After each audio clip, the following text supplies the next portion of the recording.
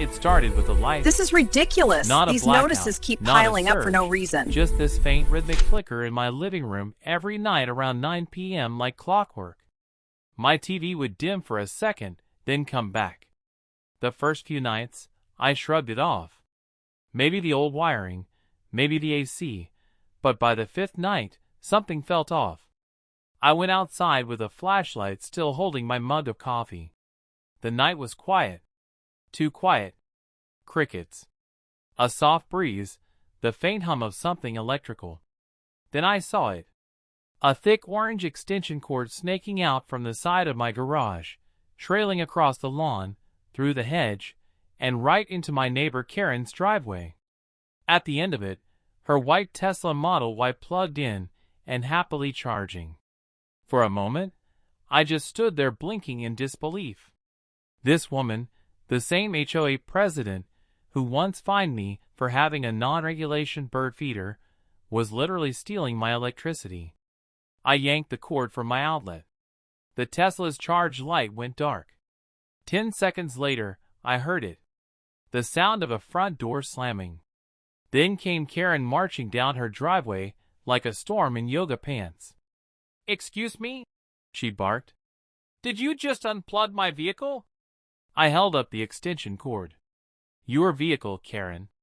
This was plugged into my house." Her eyes narrowed. "Well, the HOA says we're supposed to share utilities for community benefit. You're being incredibly unneighborly right now." I almost laughed. "The HOA says, Karen, this is theft. You're stealing power." She crossed her arms unfazed. "I'll be reporting this attitude. You clearly don't understand how community harmony works." She spun around and stormed back inside, leaving the cord tangled in the grass. That night, I couldn't sleep.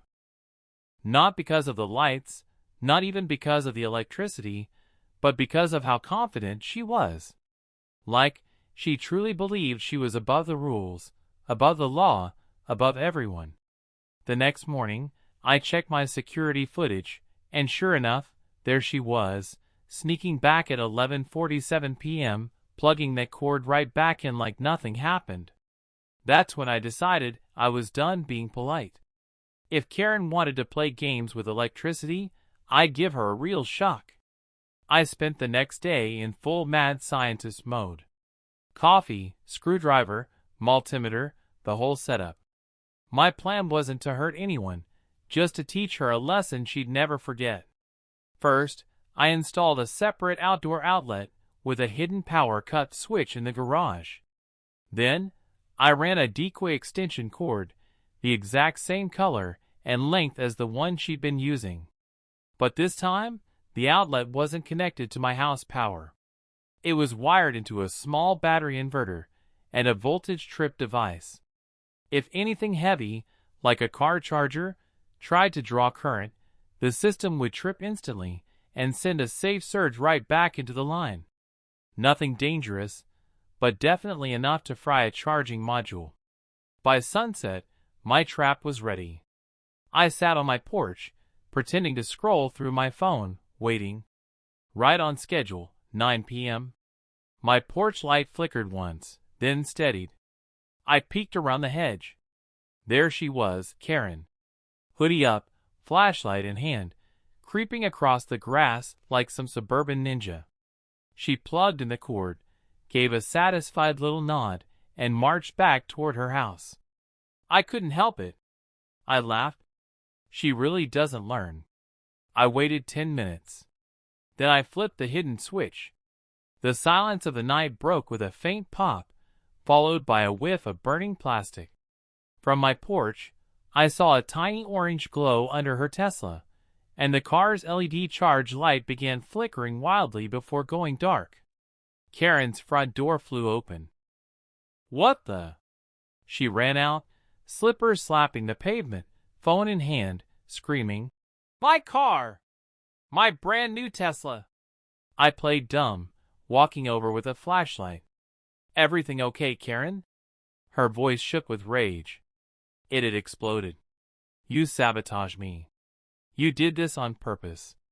I pointed to the cord. Funny because that looks like your setup plugged into my house again.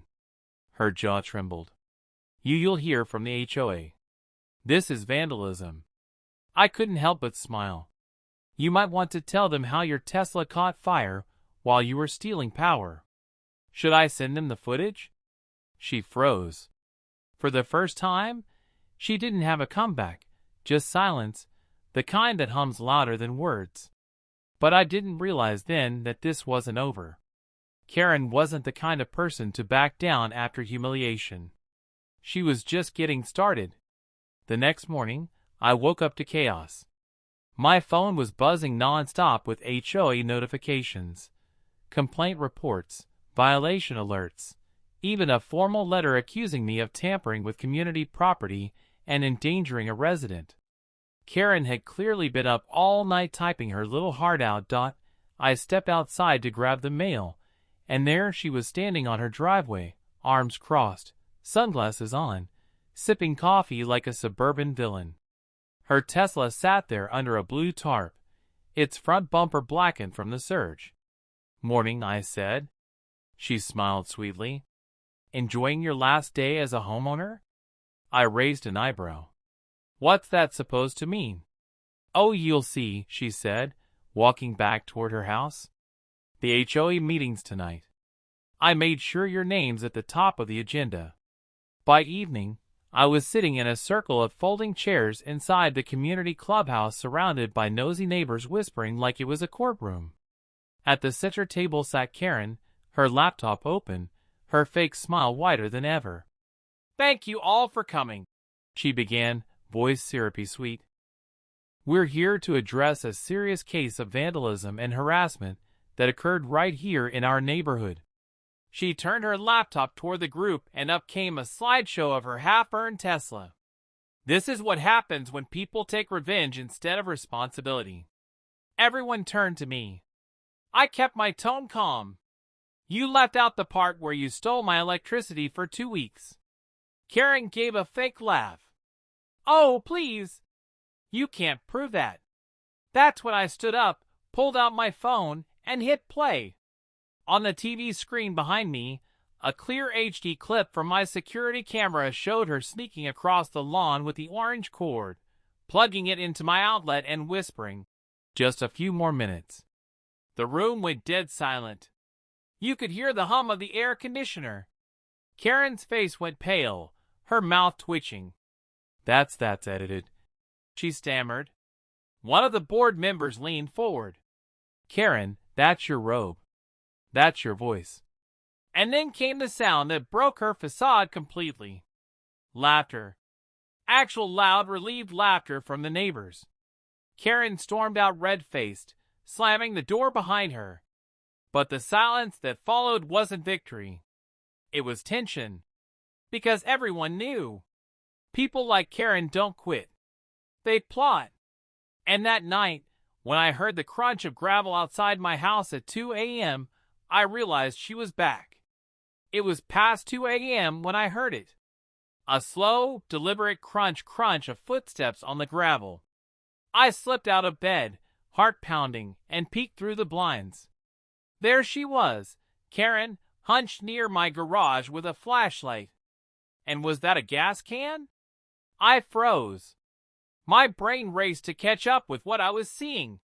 She was mumbling under her breath, waving the flashlight over the same spot she'd plugged into days ago.